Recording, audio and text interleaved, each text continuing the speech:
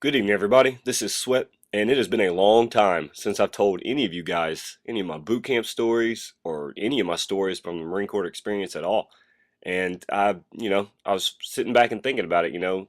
How has my how has my channel grown so fast, and what has gotten me here? And really, those stories, a lot of you guys enjoyed, and I've gotten away from them. So, so I decided, I just thought about it, and it's time to do another commentary on it.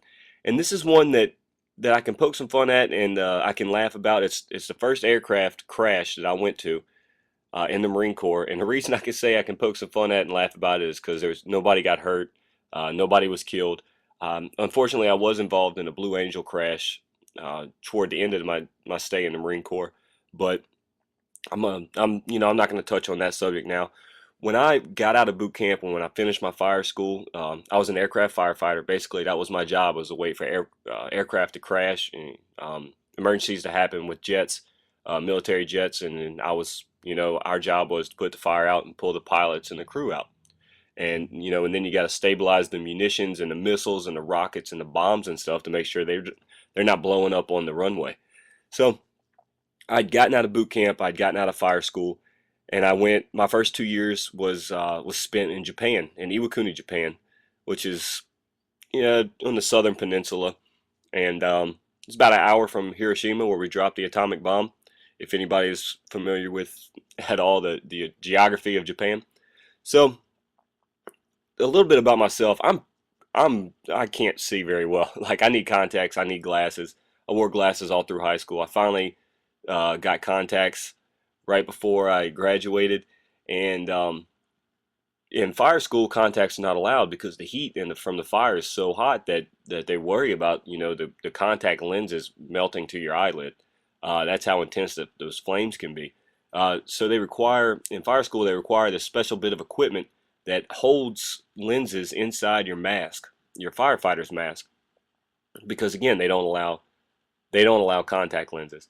So I get to Japan, and they're saying the same thing. You can't wear contacts. We want you to wear these lenses. So they're supposed to order them for me, and they ordered the wrong thing. And so while they were getting that all straightened out, every time there's an emergency, every time that something goes down, I'm putting that mask on, and I'm blind. Like, I'm not. I mean, I just cannot see my hand in front of my face.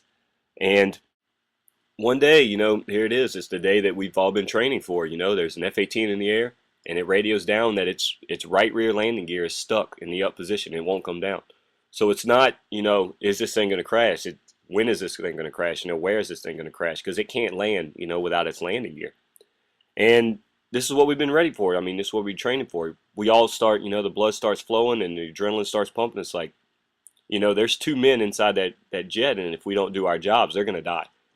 We have to get that fire out as soon as it crashes. We have to be there right on the side of the crash to be prepared to pull them out, because a high impact crash like that, they could be knocked unconscious. Who knows? That's part of the thing we have to train, is the unknown. And that's my job, was to stand up. It's kind of like a hole cut through the roof, similar to a sunroof of a car or whatever.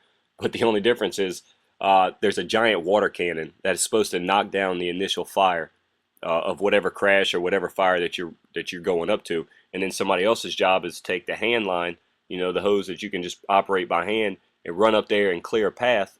And while another guy runs behind him, and it's his job to rescue people, while I'm knocking down the initial blaze, and while the other guy knocks down, a path through the rest of the fire. You got a rescue guy whose job is to grab the pilot, pull him out, grab another guy, pull him out, until more support gets there and can help him out for the larger commercial planes or whatever with a lot of passengers. So here it is, and they're all saying, all right, here he goes. He's going to make his landing.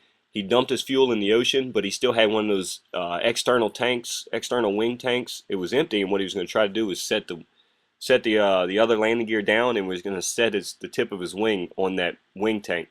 So they told me to plan. I can't exactly see what's going on. I just know that stuff's about to go down. And we're right on the edge of the runway, and here comes this jet, and I can just see the blur of the outline. And it touches down, the first two wheels, and all of a sudden it touched down on that external wing tank, and sparks started shooting into the air. And I started panicking. It's, oh my God, this thing just crashed. You know, there's fire everywhere. And I'm just screaming up there like, holy shit, it crashed. And they're down there like, what are you talking about? You know, just get ready, you know, whatever. I'm like, do I hit the water can? You know, do I do it now? And they're, what are you talking about? Chill out, chill out. And I'm blind as a bat, can't see a damn thing. All I can see is these sparks flying 100 feet into the air. All right, so they tell me to chill out, to hold on, and we drive up to the crash site, and that's where, luckily, you know, we drive close enough I can see that the plane didn't crash, that they actually took the arresting gear with the hook on the back, kind of like an aircraft carrier. You know, they skid to a halt. The sparks were just, you know, exactly what I said. The sparks were kicked up from that auxiliary fuel tank, you know, the contact and the friction on the runway. So everything was fine. You know, I sit back down in the truck and everybody's laughing at me, and you know, I am the biggest fool in the whole unit because I freaked out over something that I couldn't see and I didn't know what was going on. So I thought, you know, the world's largest jet crash had just happened, and everybody else is wondering what the fuss is about and why this kid that just got out of boot camp is screaming his head off. So the joke was on me there. I should have thought about how long this video was and this commentary was. I had to add a couple of clips. So I hope you guys enjoyed it. Some other time I'll get into the story about the Blue Angel crash. You'll see a picture here. This is I actually won a Naval Achievement Medal. And I was really proud of the way our whole unit acted and the way our whole unit responded to that crash. It's still kind of a touchy subject. You know, unfortunately someone did die in that incident. So I'm not quite sure how or when I'm going to get around to telling that story. But I would like to take this second. If you're not watching this video on my channel, I would encourage you to come and check out some of the content that I have. This is actually an introduction to Core Classified. It's a series I'm doing with all kind of military stuff, weapons, tactics, and stuff. So hope you can check it out. I hope you guys have a great day, and thanks for watching, guys.